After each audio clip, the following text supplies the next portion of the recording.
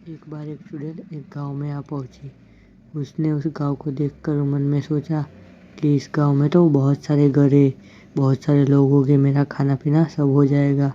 मगर उस चुड़ैल को एक श्राप था कि जब तक उसे कोई बुलाएगा नहीं तब तक वो आ नहीं पाएगी।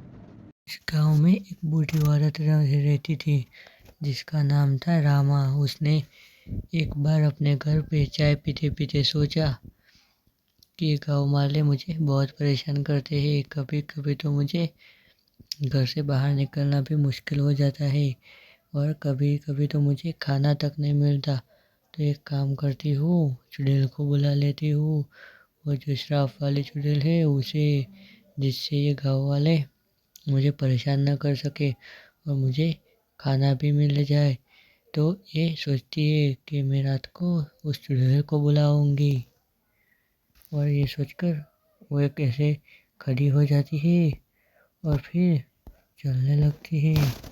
और इसके एक पाँव में दर्द रहता था इसलिए ये ऐसे ही चल रही है और उसे ऐसा भी लगता है कि ये दर्द चुड़ैल मत ठीक कर देगी और वो लंगड़ाते लंगड़ाते चली जाती है और रात होने का वेट करती है। जब रात होती है तो बुढ़िया उस चुड़ैल को बुला लेती है और सारी बात बता देती है कि मैं तुम्हारी मदद करूँगी, मैं तुम्हें बुला रही हूँ और तुम्हें मेरी मदद करनी होगी। तो चुड़ैल बोलती है तुम जो कहोगे मैं वो करूँगी, लेकिन एक शर्त है कि मुझे रोज़ एक इंसान चाहिए खाने के लिए। मैं कई टाइम से मेरे दांत भी ऐसे ऐसे ही इंसान का खून पिए पिए भी नहीं है, इसलिए तुमको मेरे को इंसान खिलाना पड़ेगा, तभी मैं तुम्हारी सारी बात बताऊंगी। और ऐसा कहकर वो चुड़ैल कहती है कि अब तुम्हें रोज़ मेरे लिए एक इंसान का बंदोबस्त करना पड़ेगा। सुनकर बूढ़ी खुश हो जाती है और बूढ़ी का पैरों का दर्द भी सही हो गया था। अब चुड़ैल अपना जादुई तलवार भी अपने पास ला देती है और बुढ़िया सोचती है कि अब तो हम पूरे गांव के सब लोग जो मुझे परेशान करते हैं उनसे गिन गिन कर बदला लूँगी चुड़ैल के साथ मिलकर। और अब चुड़ैल चली जाती है और बुढ़िया को कहती है कि तुम गांव वालों को किसी तरह मेरे पास ले आना।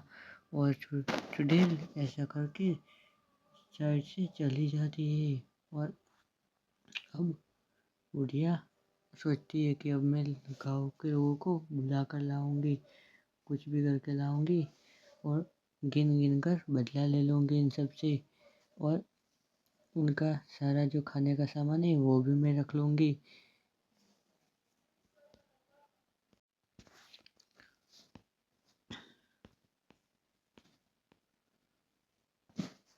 बूढ़ी औरत किसी तरह एक पड़ोस में जो रहती थी उस महिला को बुला लेती है और उसे बहला फुसला कर अपनी बातों में उलझाए रखती है।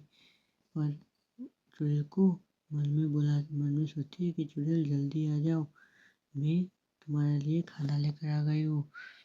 और तभी चुड़ैल भी आने का सोचती है और आ जाती है कि चलो बूढ़ी बुला देती है तो चली जाती हूँ। और ये सोचकर चुड़ैल आ जाती है और ये लड़की भी डर जाती है कि चुड़ैल आ गई, अब मैं क्या करूँ। फिर चुड़ैल अपनी जादू तलवार भी बुला लेती है और उड़ते उड़ते जाती है उस लड़के के पास और उसे पीछे से छरा भोंक के मार डालती है और खा जाती है। और ये बूढ़ी औरत फिर से किसी और को लाने का सोचती है। ये ऐसे ही पूरे गांव को मार देते हैं लोग। फिर एक दिन सारे लोग खत्म हो जाते हैं और बूढ़ी को चुड़ैल को कोई ना कोई इंसान का तो बंदोबस्त करना ही था। और अब चुड़ैल बूढ़ी भी भड़क जाती है कि कोई इंसान नहीं होगा तो मुझे तुम्हें ही मजबूरन खाना पड़ेगा और बूढ़ी को लात घूंसे मारकर वहाँ से चली जाती है।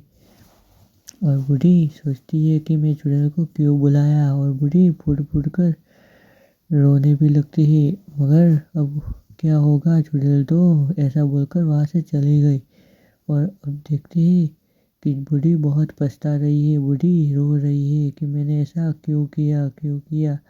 और ऐसे बूढ़ी पश्चाताप में रोने लगती है कि गाँव वाले जैसे भी थे मेरे अपने थे, मुझे इनसे इतना परेशान नहीं होना चाहिए था और मैंने ईर्ष्या में आकर ये सब कर दिया। अब बूढ़ी रोती ही रह जाती है और चुड़ैल आ जाती है और चुड़ैल बूढ़ी को पीछे से तलवार घुसा के मार डालती है और गर्दन पे दांत घुसा के उसका खून भी पी जाती है और बूढ़ी मर जाती है। और तब चुड़ैल तो अपना काम कर कर चली जाती है और सोचती है कि अब पूरा गांव खा लिया, अब कुछ और करना पड़ेगा। और चुड़ैल चली जाती है, बूढ़ी को लात भी मारती जाती है जाते जाते समय और चुड़ैल वहाँ से चली जाती है।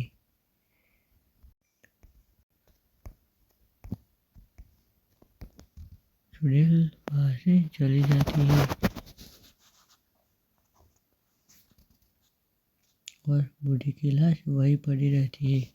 इस कहानी से हमें ये सीख मिलती है कि हमें अपने लालच पर काबू रखना चाहिए और कभी भी आपसी बदले के लिए हमें किसी दुश्मन के साथ समझौता नहीं करना चाहिए। ऐसी कहानी के लिए मुझे सब्सक्राइब कर दिए, धन्यवाद।